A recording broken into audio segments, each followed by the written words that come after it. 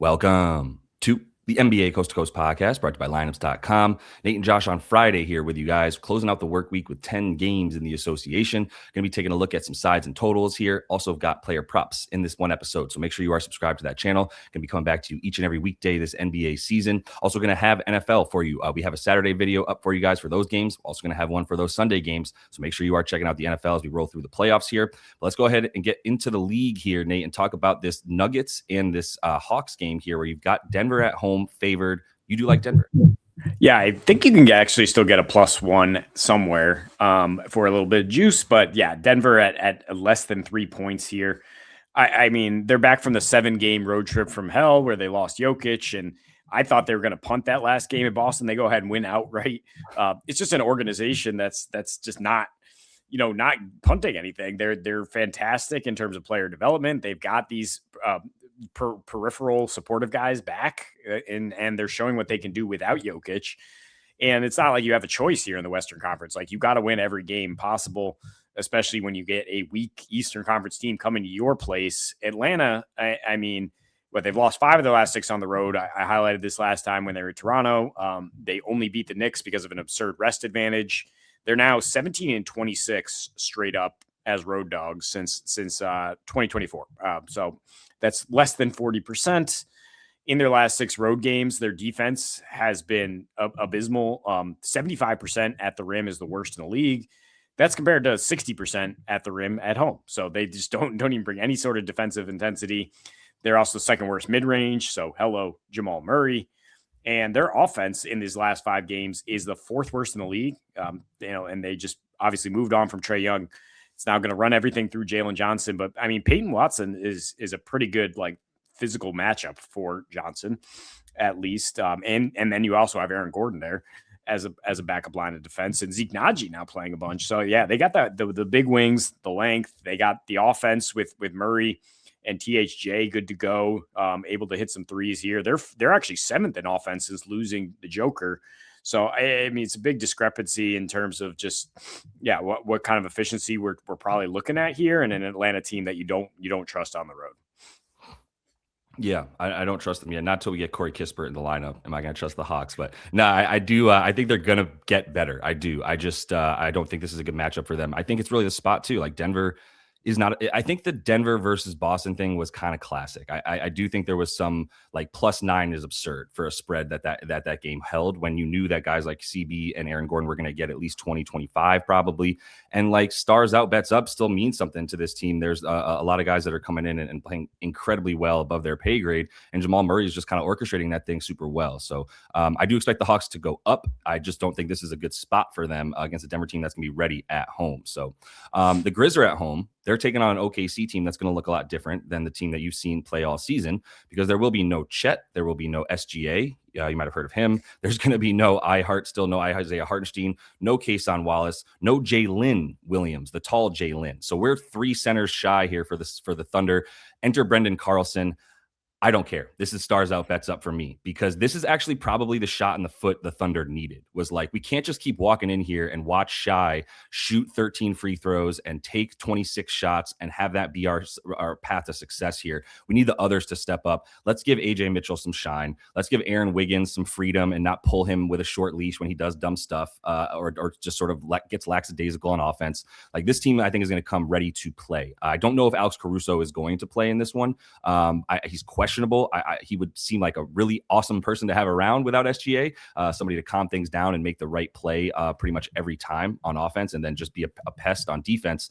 Even if he's not there, though, the thing is Ja's not playing. The news came out today that Ja is in his camp, and the Grizzlies are open to trade offers for Ja. So I don't know how much longer he's going to even be in Memphis. And I don't know that that's relevant. They are slightly better without Ja, at least. They're 6-12 with him playing this season. They are above 500. I believe they're 10-9 without him so far, but everything goes down. So I'm also looking at an under in this one. I'm not going to parlay them in any way, but I think I am going to hit the under 227.5 as well. I just don't think the offense is going to hum nearly as much for OKC. And without Ja, we know that they play like 3 possessions per 100 slower for Memphis. They also score about 5 points fewer. They also give up about 5 points fewer. So everything just trends downward in the scoring without Ja Morant for Memphis. And I think that'll be the case for OKC too, who is really going to rely on that defense. And like I said, bring it here on the road. I think they'll be just fine without their stars. Yeah, I mean, and the market has driven that total down to, I believe, like 229 at this point because, yeah, seeing the news with all these OKC guys out, I like it. I like where your head's at here. I mean, Memphis, they have lost 4 of their last 6 without Ja. They Seti Coward's not healthy. We know how important Zach Edey's been. So yeah, it's just there's pretty skeleton squad here on both sides, but OKC, we've lauded their depth for a while. Right? It's just so funny to think of OKC's skeleton squad as a playoffs team, basically. Yes. Ajay Mitchell would be starting on maybe half of the other teams in the association. Definitely. Philly at Orlando, and this is only up 1 point since I was researching it, so I'll still take it. Take the over here. Sixers, I mean, first of all, the spot, they're looking for some get back after they got absolutely waxed by Orlando in the last meeting, 144-103. There was a 104 pace in that one. These teams also played very early in the season, and it's important to note that Paolo had 32 points, not very efficient, but he was, because he was going to be the man here for Orlando, and he was terrible on defense. He had a 137 defensive rating. That game got to 260. But more relevant is what's happened in the last 5, right?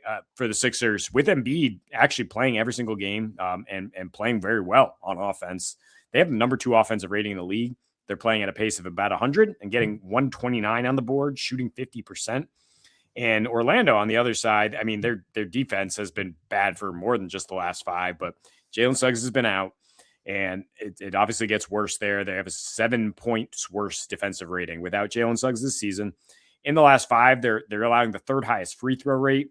They're also getting to the line, and Philly's also bottom 10 in free throw rate. So you love to see free throw rate stuff when you're talking about an over, because scoring with the clock stopped. And Orlando at home, if I remove those back-to-back Heat games where one was the NBA Cup, they've been scoring 124 a game at home. In their last 4 in particular, they both have a 120 offensive and defensive rating and a 100 pace. So do the math there. That projects for 240 on average. And I mean, the Sixers offense is cooking. They're getting Oubre back. They got VJ playing very well off the ball. Maxey with no Suggs to stop him. And we'll see if Embiid plays. But, I mean, if he does, that's only going to help an over. Yeah, I think Embiid's going to play.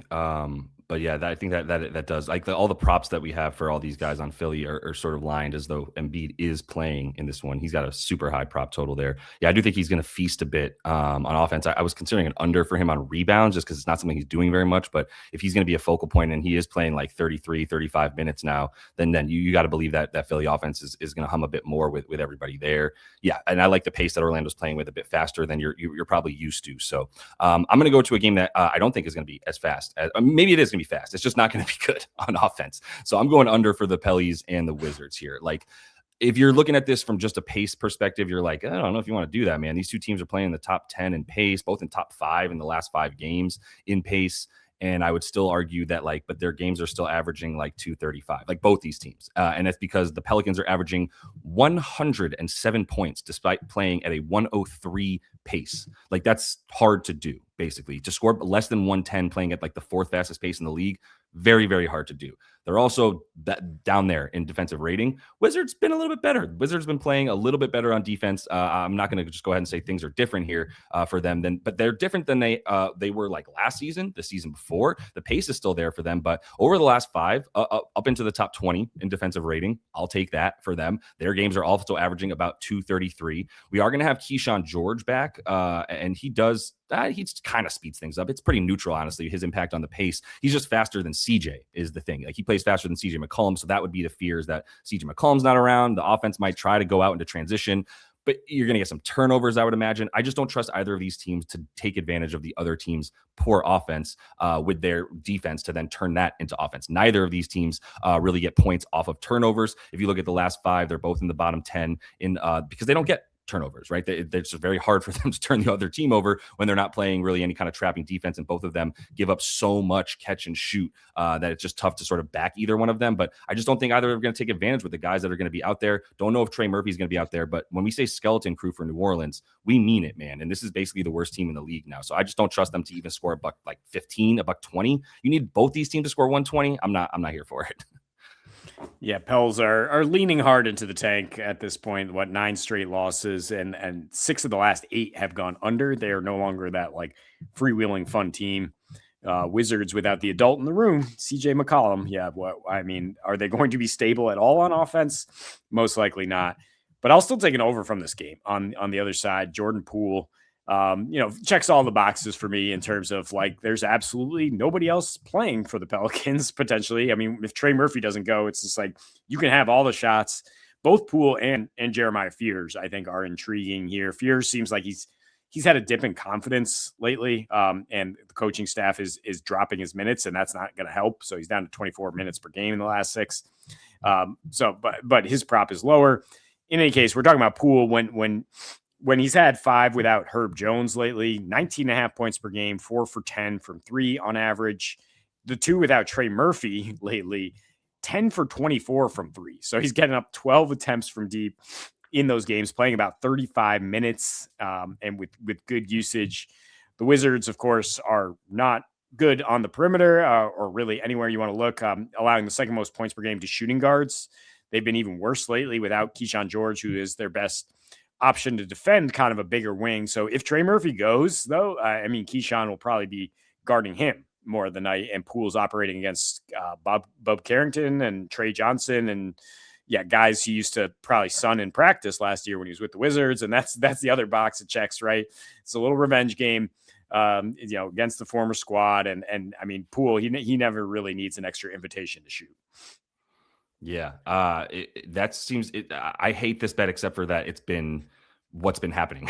I just don't want to bet on Jordan Poole, but that seems to be the go-to now is like, okay, Jordan Poole, 35 minutes without Trey Murphy. It's huge. Now, this number does some sort of indicate Trey is going to be out. So if Trey comes in, I think this number probably dips back down to 16.5 because he starts without Trey at this point, without Murphy around. So he will be in the starting lineup playing like at least 30. I don't think there's anything he can do that's too stupid at this point because this team is not trying to win, which is also stupid because guess who they're giving the first pick in the draft to? Probably it's going to be the Hawks because they don't have that pick because they're terrible at general management. But Jordan Poole is sort of right. He's emblematic of all of this, which is like, I don't know, Jordan Poole, 25 shots. And that's probably what we're going to see here in a game that you call a rivalry. He's petty enough to care about playing against his old team. I definitely believe that. Kris Dunn. This is just talk about not petty. This is a veteran. This is a man who comes in and takes care of business. And he is playing without Derrick Jones Jr. So that's the key to me here is he's going to be the guy that they're like, well, we don't really have another defensive stopper. We had a bunch of them. And now Batum is 48 years old. And like Kris Dunn is the only thing we got because Derrick Jones Jr. isn't around. And so I do think you're going to continue to see him play 33, 34 minutes. He's on the season. He's at about 28. In the games without DJJ, he's up at about 34. So you give him 34 minutes, man. I like him for 11 points. And this is still down at 8.5. It's been bet up from 7.5, which makes sense. But if you look at the matchup, it also makes perfect sense. Brooklyn is going to blitz the crap out of James Harden. They're going to try to get the ball out of his hands as much as they can. I don't know how James Harden's going to react to that. It should mean assist for him, but I do know that Kris Dunn's going to be the guy that's left open. Corner threes, all the spot up stuff. That's what Brooklyn gives up, their bottom 3, limiting all that stuff because they play that very OKC style defense. Like that's the type of team that we're going to see them be. So not going to be much in the way of like a ton of easy ISO ball or easy pick and roll stuff for this squad as they limit all that stuff, top 5 in limiting it, but they are bottom in the spot up stuff. So Kris Dunn just makes a ton of sense here, man. Yeah, I was looking at Yegor Joman to continue his hot streak on the other side, but Kris Dunn, he might be on the rookie there for a while, trying to cool him off. I do have that matchup. Yeah. Kawhi being questionable is obviously a big deal here. Yeah, if he doesn't go, and then you're looking at just Harden against a team that absolutely shuts down the primary ball handler, somebody else is going to have to put the ball in the basket. Ajay Mitchell, like you mentioned, is going to be running with the starters here for sure. We only have one game without SGA on the season. We definitely don't have a sample size of no Chet and Hartenstein and Kason Wallace for Ajay Mitchell. But I will say in 7 starts, he's been at 20 PA and has lit up Memphis with 18 points per game in 25 minutes. So, I mean, you project him for maybe 10 more minutes here in this really tough spot. And certainly the points are valuable here at 18.5. It's viable. But I like the assists here. I mean, I see J-Dub at like minus 150 to get 7 dimes. I think J-Dub is going to be tasked a lot more with scoring, and AJ is going to be the one creating and hitting these dudes for spot ups. He's going to be absolutely surrounded by shooters here. Aaron Wiggins, Dort, Joe, Kenrich Williams, maybe Caruso, right? Everybody is a threat to shoot. And Memphis, you look at their metrics here. I mean, they're allowing the most 3-point attempts in the league in their last 15. That's bad. Opponents are only shooting 34%. That's good. They're only shooting 34% on open shots. Okay, that's a little lucky. And they're only shooting 32% on wide open shots. That means you are the luckiest defense in the league. So they are not good.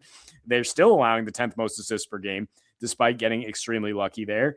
And AJ, yeah, I mean, we're talking about like 10 to 12 potential assists, 60 plus touches out of the rotation with just SGA. And he was already on the rise in terms of facilitation before we have this game with us out SGA, and now it's his offense to run. Yeah, I was looking at this too. I think it makes complete sense. I mean, the market doesn't agree with us, but we don't. That's good if you believe in yourself. So believe in yourself, because if everybody else is saying J-Dub's going to get like 8 dimes, I would point to that one game without SGA and go, he had 8 dimes on 8 potentials for J-Dub. Like, I think he got some easy looks in that one. In fact, we actually have, I think, the sample size of them playing Memphis without both Chet and Ihart in that game. I think Jay Will might have been available, and SGA, I believe, played in that game. But that's the only one where it's like both these guys are out. I don't know. Either way, AJ Mitchell in the SL facilitating. I think J-Dub's better on the boards. I would take him if you can still get 6.5 around even money. Someone's going to hit some threes for this Sun squad against the Knicks. Somebody's going to do it. Whoever's standing there ready to spot up is going to get those looks. You could make the argument that there's guys like Jordan Goodwin, maybe Grayson Allen. They're coming off the bench. Like, Royce is the starting power forward for this squad, and he's been playing upwards of 28 to 32 minutes. So if you give him that and you give him the attempts because he's going to be the guy that this defense allows to shoot, then I'm going to take him. I think 7 attempts is definitely like a conservative projection, and I think 9 attempts from 3 is pretty reasonable for a guy shooting about 38% from deep on the season. So I just think the opportunities are big. I can't tell you he's going to make them. I can tell you that I think he's going to shoot them a ton. And I also, when I look at the matchups and I kind of put guys on like the starting lineup and match up each of these players, I end up with Jalen Brunson on Royce O'Neal, because otherwise you're going to have Jalen Brunson on someone like Colin Gillespie, who's a guy that has the ball in his hands a lot right now. Devin Booker, that's not happening. Or like Dylan Brooks. You just don't want that. So the guy left there that's not named Mark Williams at center for Jalen Brunson to guard is Royce O'Neal, which adds up where they try to hide Jalen on the shooter or the guy that they think is going to be one of the lower usage players. Well, he's going to be a little bit higher usage, I think, especially with that matchup. So if you want the points because he can kind of play a little bit of bully ball if he attacks the offensive boards or has Jalen Brunson on him, I would respect the 9.5 too. But we don't even have to get 10 points if he hits the 3 threes and he's shooting like 80% of his shots from deep. So I might as well take the good odds on the threes. Yeah, and it's the road Knicks, man. They do not bring it on the road. Only 2 road games ago allowed 11 threes to Julian Champagny, right? The Spurs twin. They allowed 9 combined threes to Trey and Sadiq Bey the game before that. So yeah, they just do not. They're not a good 3-point defense, but particularly not on the road. Yeah. This is a good comparison to that Sadiq Bey play that we had a couple weeks ago as well. So good shout there. And that is all the time we have for you in this one. Definitely make sure to subscribe to the channel. Coming back next week with plenty of NBA action and got everything you need for the first round of the NFL playoffs. So till we see you next, happy betting.